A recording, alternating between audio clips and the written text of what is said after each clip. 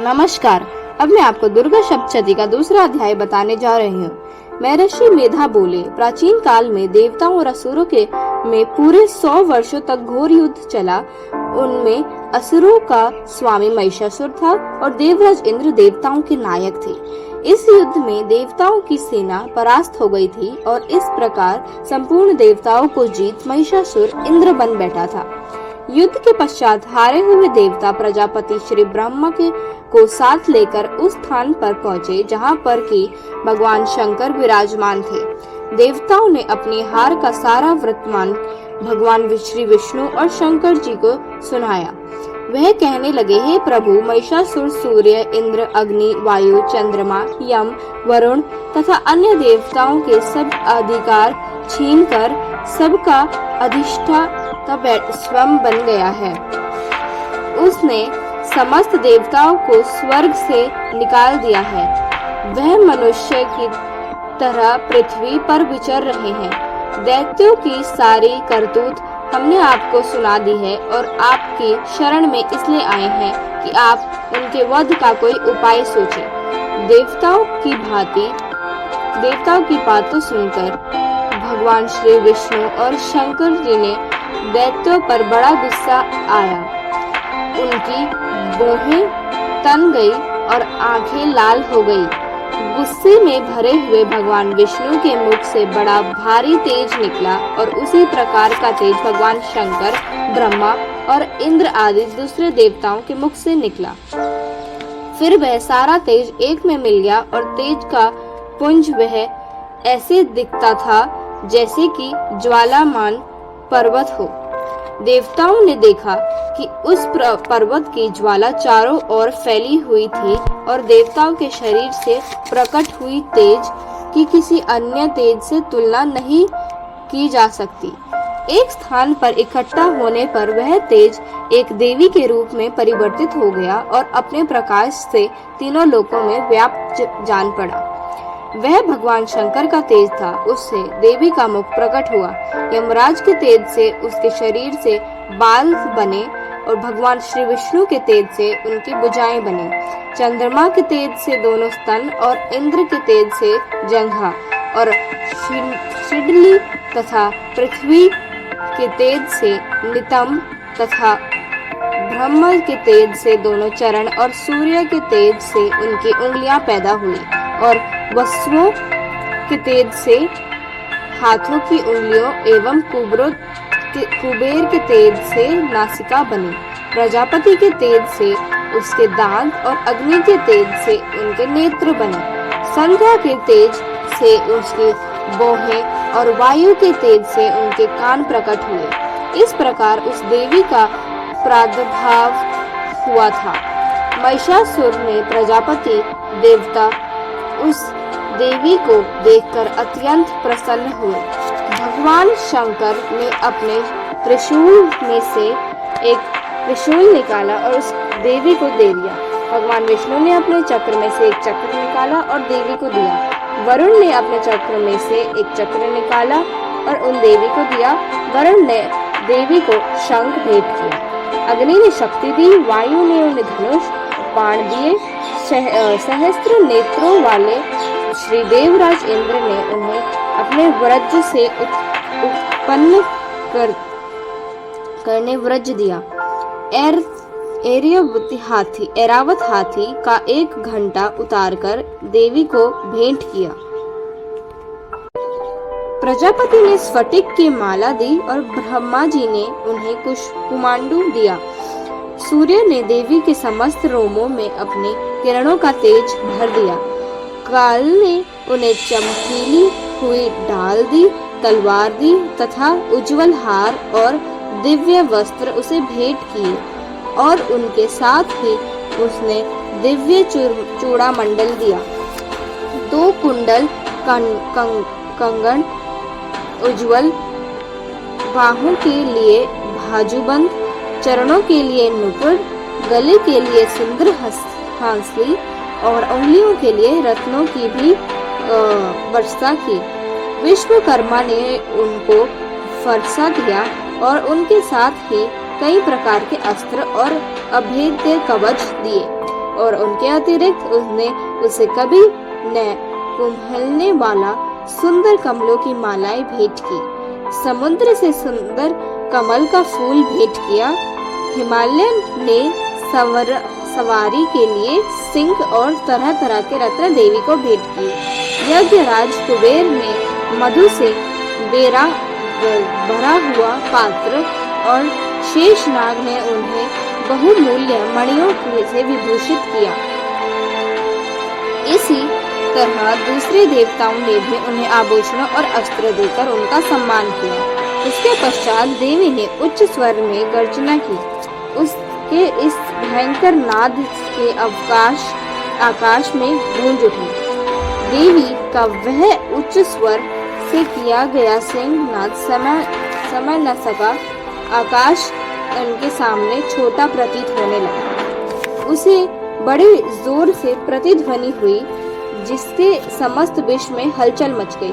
समुद्र कांप उठे, पृथ्वी डोलने लगी और सबके सब पर्वत हिलने लगे। देवताओं ने उस समय प्रसन्न हो सिंह वाहिनी जग माता देवी ने कहा, देवी तुम्हारे जय हो। उसके साथ महर्षियों ने भक्ति भाव से विनम्र होकर उनकी स्तुति की। संपूर्ण चित्रलोकों की शोक मग्न देखकर दैत्य गण अपने सेनाओं के साथ लेकर और हथियार आदि सजाकर उठ खड़े हुए। महिषासुर ने क्रोध की कोई सीमा नहीं रही। उसने क्रोध में भरकर कहा, यह सब क्या उत्पात है। फिर वह अपनी सेना के साथ उस ओर दौड़ा जिस ओर से भयंकर नाद की आवाज सुनाई दी थी, और आगे पहुंचकर देवी को देखा जो कि अपना प्रभा से तीनों लोगों को प्रकाशित कर रही थी। उसके चरणों के भार से पृथ्वी दबी जा रही थी। माथे से के मुकुट से आकाश में एक रेखा सी बन गई थी। उसके धनुष के टंकोर से सब लोग शुभ हो रहे थे।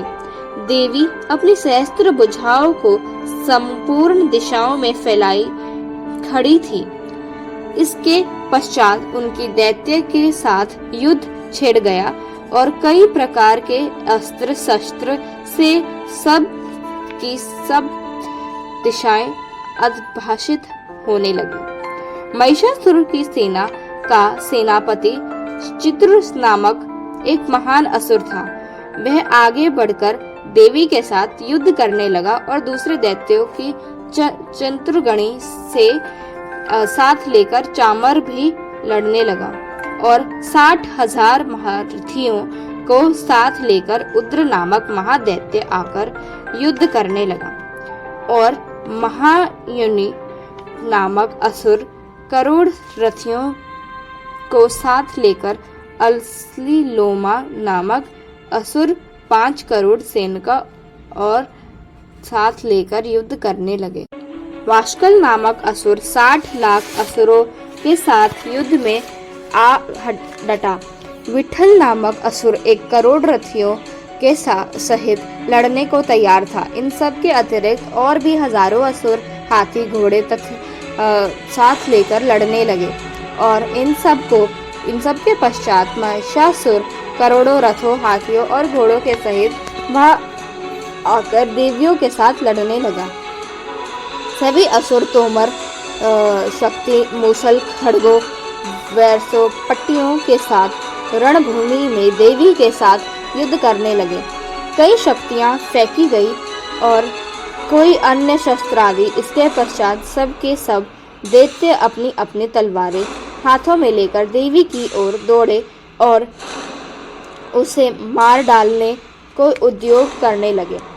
मगर देवी ने क्रोध में भरकर खेल ही खेल में उनके सब अस्त्र शस्त्रों का नाश कर दिया।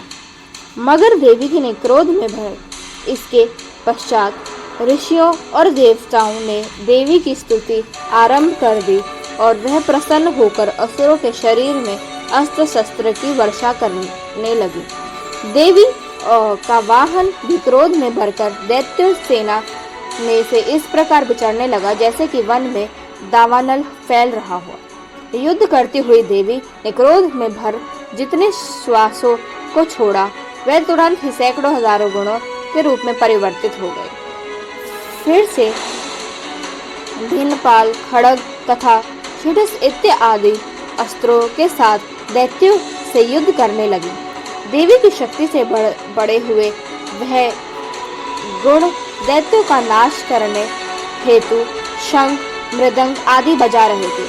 तत्नागर देवी ने त्रिशूल, गदा, शक्ति, खड़ग इत्यादि से सहस्त्र अस्त्रों और असुरों को मार डाला।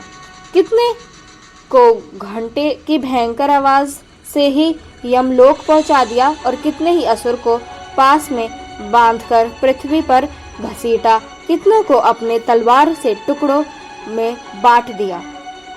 कितनों को गदा से चोट पहुंचाई और कई दैत्य मूसल की मार से घायल होकर रक्त बहने लगा। कई शूल से छाती फट गई और के कारण पृथ्वी पर लेट गए और कितनों के बाण वृषा से कमर टूट गई। देवता को पीड़ा देने वाले दैत्य दो कर मरने लगे। कितनों की भौहें अलग हो गई, कितनों की ग्रीवाहें कट गई, कितनों की सिर कट गए और भूमि में गिर गए। कितने ही सिरों व पैरों में के कटने पर भूमि में गिर पड़े और शस्त्र हाथ में लेकर देवी से लड़ने लगे। और कई दैत्यगण भूमि में बाजों की ध्वनि के साथ नाच रहे थे। कई असुर जिनके सिर कट चुके थे वो बिना सिर के धड़ से ही हाथ से शस्त्र लिए हुए खड़े थे। दैत्य रहकर ठहरू ठहरू कहते हुए देवी को युद्ध के लिए ललकार रहे थे।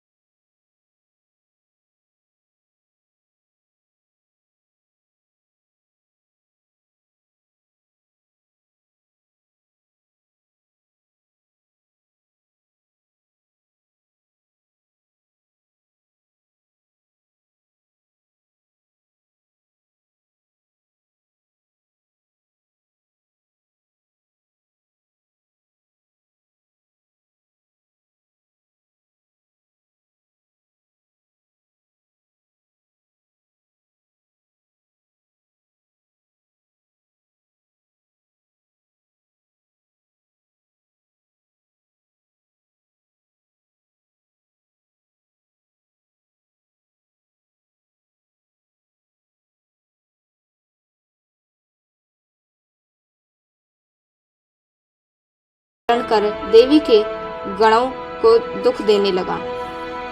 उन गणों में कितनों को उसने मुख के प्रहार से, कितनों को खुरों से और कितनों को पूंछ से, कितनों को सिंहों से, बहुतों को दौड़ने के वेग से, अनेकों और सिंहनाद से, कितनों को चक्कर देकर और कितनों को श्वास वायु के झोंके से पृथ्वी पर गिरा दिया। वह दैत्य इस प्रकार गणों के सेना को गिरा देवी के सिंह को मारने के लिए दौड़ा। इस पर देवी का बड़ा गुस्सा आया और उधर दैत्य भी क्रोध में भरकर धरती को खूनों से खोदने लगा तथा सिंहों से पर्वतों को उखाड़ने लगा। महिषासुर के वेग से चक्कर देने के कारण पृथ्वी सुबुद्ध होकर फटने लगी। उसकी पूंछ से टकराकर समुद्र चारों ओर फैलने लगा। हिलते हुए सिंहों के आघात से मेघ खंड खंड हो गए और श्वास में आकाश में उड़ते हुए पर्वत फटने लगे। इस तरह क्रोध में भरे हुए राक्षस को देख चंडिका को भी क्रोध आ गया और वह उसको मारने के लिए क्रोध में भर गई। देवी ने पाश फेंक दिया और उसने बंध जाने पर दैत्य का रूप त्याग दिया और सिंह का रूप बन लिया। और जो ही देवी उसका सिर काटने के लिए तैयार हुई कि उसने पुरुष का रूप बना लिया, जबकि हाथ में तलवार लिए हुए था। देवी ने तुरंत ही अपने बाणों के साथ इस पुरुष की उसकी तलवार ढाल सहित बींध डाला। उसके पश्चात वह हाथी के रूप में दिखाई देने लगा और अपनी लंबी सूंड से देवी के सिंह को खींचने लगा और गर्जने लगा। देवी ने अपनी तलवार से उसकी सूंड काट दी और तब राक्षस ने एक बार फिर भैंसे के रूप धारण किया और पहली की तरह चर अचर जीवों सहित समस्त त्रिलोकी और व्याकुल करने लगा। इसके पश्चात क्रोध में भरी हुई देवी बारंबार उत्तम मधु का पान करने लगी और लाल दो नेत्र करके हंसने लगी। उधर बल वीर्य तथा मत से क्रुद्ध हुआ दैत्य भी गरजने लगा। अपने सिंहों से देवी पर पर्वतों को फेंकने लगा। देवी अपने बाणों से उसके फेंके हुए पर्वतों को चूर्ण करती हुई बोली, ओ मुंड, जब तक मैं मधुपान कर रही हूँ तब तक तू गर्ज ले और इसके पश्चात मेरे हाथों तेरी मृत्यु हो जाने पर देवता गरजेंगे। महर्षि मेधा ने कहा। यूं कहकर देवी उछलकर उस दैत्य पर आ चढ़ी और उसको अपने पैर से दबाकर शूल से उसके गले पर आघात किया। देवी के पैर से दबने पर भी दैत्य अपने दूसरे रूप में से अपने मुख से बाहर होने लगा। अभी वह आधा ही बाहर निकला था कि देवी ने अपने प्रभाव से उसे रोक दिया। जब वह आधा निकला हुआ था तो दैत्य युद्ध करने लगा तो देवी ने अपनी तलवार से उसका सिर काट दिया। इसके पश्चात सारी राक्षस सेना हाहाकार करती हुई वहां से भाग खड़ी हुई और सब देवता अत्यंत प्रसन्न हुए तथा ऋषियों महर्षियों सहित देवी की स्तुति करने लगे। गंधर्वराज गान करने तथा अप्सराएं नृत्य करने लगी। ओम दुम दुर्गाय नमः। आगे के अध्याय हम कल की वीडियो में जानेंगे। बोलिए दुर्गे माता की जय।